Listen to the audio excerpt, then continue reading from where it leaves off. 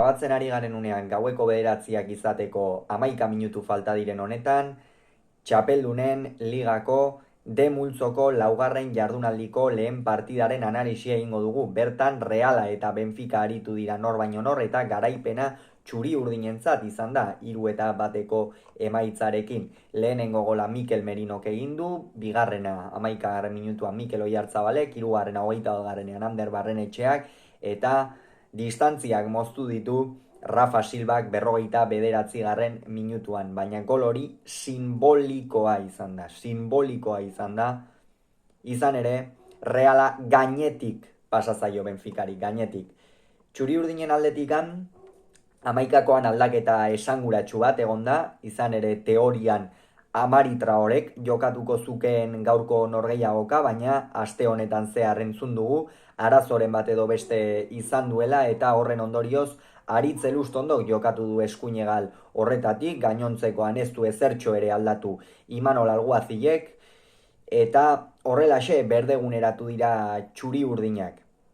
Norgehiagokak esan dugun bezala lehenengo zatian ez du kolorerik izan. Bueno, bai, kolore bakarra izan du eta kolore hori txuri urdina izan da. Izan ere Reala erabat gainetik pasa zaio Benficari.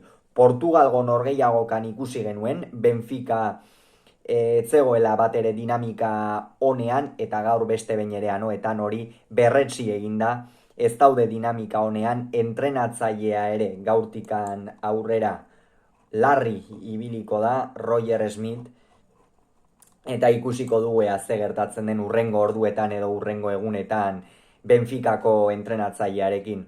Kontua kontu esan dugu bezala Realak gainetik pasa zaio, hala ere esan behar da hasieran Benfica ongi sartu dela norgehiagokan, izan ere urak hasi dira erasoan, baina berehala hartu du Reala jokoaren ekimena, berehala hasi dira Brais Mendez, Mikel Merino eta Ander Barrenetxea besteak beste eurenak eta bi egiten, haien Muñoz ere barkatu, horrez gain goraka oso ongi ikusi dugu erasoan bikain, Aritz Elustondo behar bada ez da horretarako hainbesterainoko jokalaria, hau da ibilbide luzeko jokalaria, baina baita ere partida oso ona egin du eta horrez gain atzekaldean Lenorman eta Zubeldia beste behin ere oso erne ikusi ditugu eta 6. minutuan iritsi zaio Realari lehenengo saria.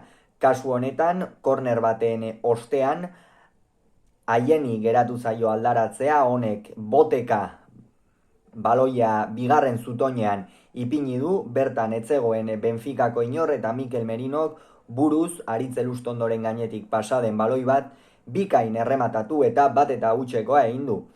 Realarentzako albiste honeiak ziren behar bada 6. minuturako, askotan bai baitakigu txuri urdinei askotan norgehiago hasieran gola sartu eta gero behar bada kosta egiten zaiela azken minutuetan jokatzea eta gaurkoan oso azkar aurreratu dira txuri urdinak. Hortikan aurrera ere Realak agintzen jarraitu du eta Benfica erabat galduta ikusi dugu. Erabat galduta zeuden Portugaldarrak, atzealdean oso bigun, 3 defentsekin, 3 zentralekin jokatu dute gainera gaurkoan Portugaldarrek eta hori asko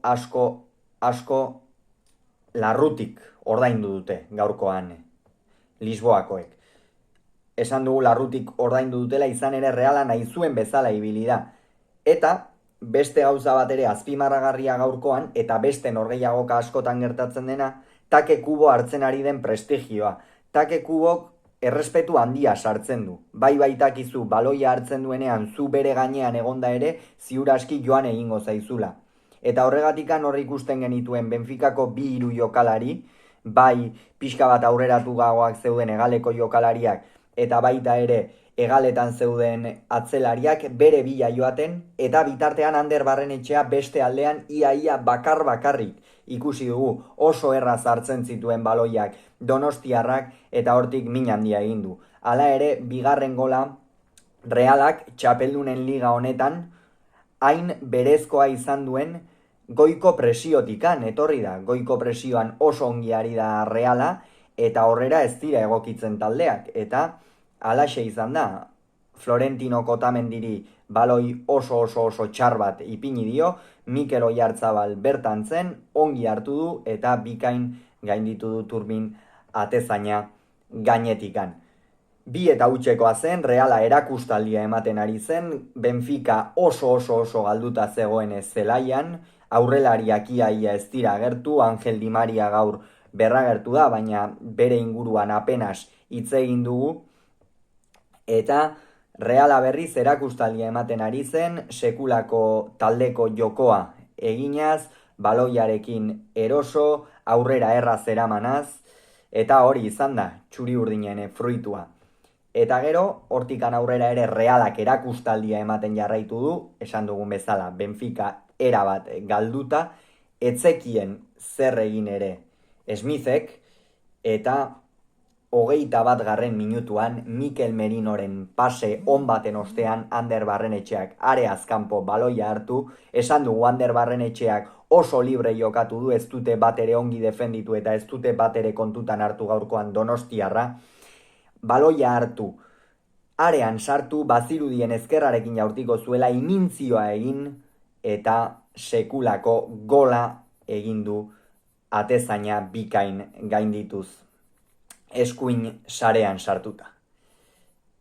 Hori izan da Realaren orgeiagokako azken gola, baina itxaron, ze aurretikan 15. minutuan Mikel Merinori gol bat kendu diote, nabarmen eskuan eman dio, baloi horrek eta kentzeko gola zen, baina 29. minutuan Otamendik penalti argia egin dio Mikel Oyarzabali biratzen ari zen unean, eta Mikel Oyarzabalek Brais Mendezi utzi dio baloia, baina honek penaltia huts egin du eta ondorioz 3-0 emaitzarekin joan gara atsedenaldira. Esan dugu, erakustaldia eman du Realak lehen zati horretan, Benfica erabat galduta ikusi dugu, eta 3 atzelarirekin ezin zuen jarraitu Benfica. Horregatik aldaketa bat egin du, Florentino kendu du, Florentino jada 20. minutuan txartela zuen eta Jurasek sartu du. Hor, lehenengo zatian kostatu zaio egokitzea, baina bigarren zatian jada beste itxura bat eman dute Lisboakoek. Ez asko hobea, egia da Realak ere pixka bat guardia jetxi duela eta hori normala zen, larun batean Bartzelonaren aurka norgehiagoka gogor bat jokatzetikan zetorren, exigentzia handikoa, eta bigarren zatian pixka bat nahi edo ez jaitsi egin dira ere txuri urdinak. Baina hor berehala eta hemen ikusten da txapeldunen liga zer den, hemen momentu batean despistatzen baldin bazara, beste taldeak baloia hartu eta segituan sortzen dizu arriskua eta alaxe egin du. Rafa Silvak egin du Niko Otamendiren pase baten ostean gola, hor Niko Otamendik erasoan hasi du bigarren zatia eta Rafa Silvari baloi eder bat sartu dio bi erdiko atzelariren artetik eta Portugaldarrak ez du barkatu atezainaren aurrean.